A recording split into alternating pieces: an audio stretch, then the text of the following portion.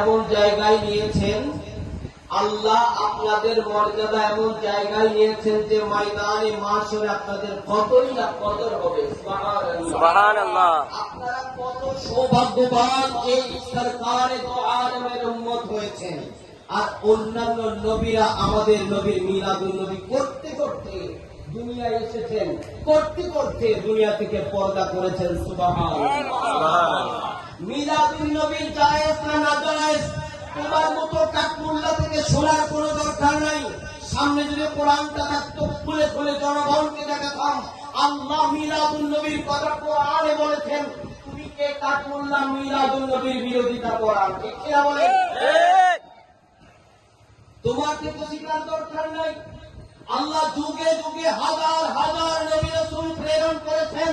সমস্ত নবীদের জিকির ছিল পুরো জীবনের মধ্যে যদি তাদের হায়াত আমার রাসূলকে পায়, সাথে সাথে তাদের নবুয়তি দফতরকে বন্ধ করে আমার নবীকে নবী হিসেবে মেনে ঈমান এনে তাদেরকে নবীর দিন প্রচার করার জন্য নির্দেশ দিয়েছেন। জোরে বলেন সুবহানাল্লাহ। সমস্ত নবীরা মিলাদুন নবীর বার্তা বহন করতে করতে এসেছেন। যদি কোন নবী মিলাদুন নবীর বার্তা বহন না করতেন, তাহলে আল্লাহ তাকে আলমে আরওয়ার মধ্যে, রূহানি জগতের মধ্যে নবী হিসেবে মিসাক নিতেন না। ঠিক কিনা? ঠিক।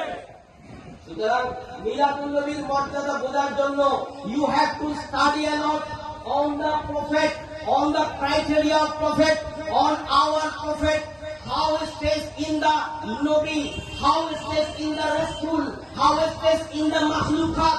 পুরা সৃষ্টি জগতের মধ্যে আমার সরকারের স্টেজটা কোথায়, আমার নবীর স্টেজটা কোথায়, অবস্থানটা কোথায়, নবীদের মধ্যে আমার নবীর অবস্থান কোথায়, সমস্ত মাখলুকের মধ্যে আমার নবীর অবস্থান কোথায়, সেই বিষয়ে ভালো করে লেখাপড়া না করে চটি চটি কয়েকটা ছোট ছোট বই পড়ে তোমার আকাবের কেউ শয়তান ছিল, তুমি মাদ্রাসায় পড়ে আকাবের কথার বাইরে যেতে পারছো না, বিধায় তুমিও মিলাদুন নবীর বিরোধিতা করছো।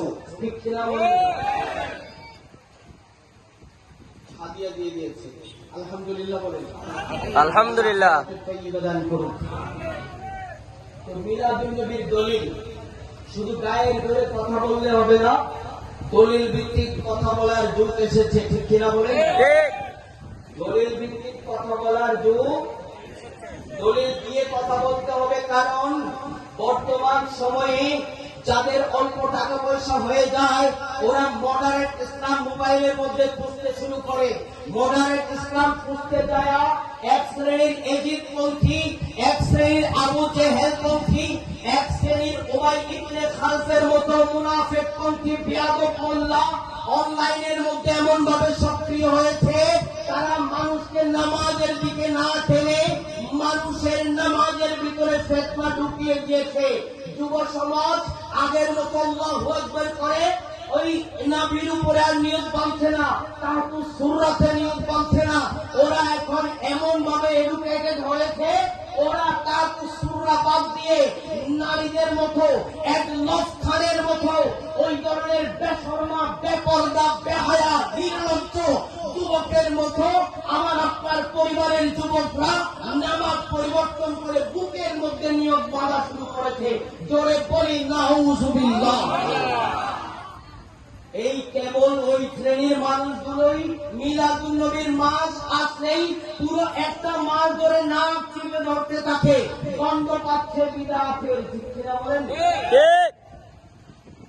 আল্লামা ইবনে জাওযী রাহমাতুল্লাহি আলাইহি এই সমস্ত ফেরকার যারা প্রবর্তক, তাদের বাপদাদা পরদাদার নাম হচ্ছে ইবনে তাইমিয়া।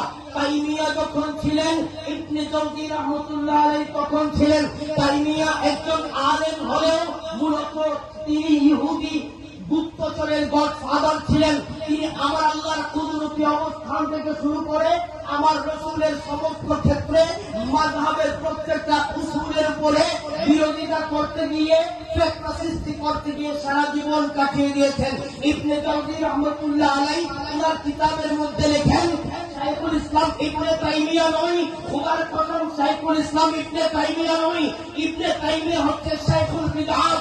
মূলত তারাই বিদআতি যারা শানে রিসালাতকে কর্তন করতে করতে রিসালাতের স্লোগান পর্যন্ত না দিচ্ছে।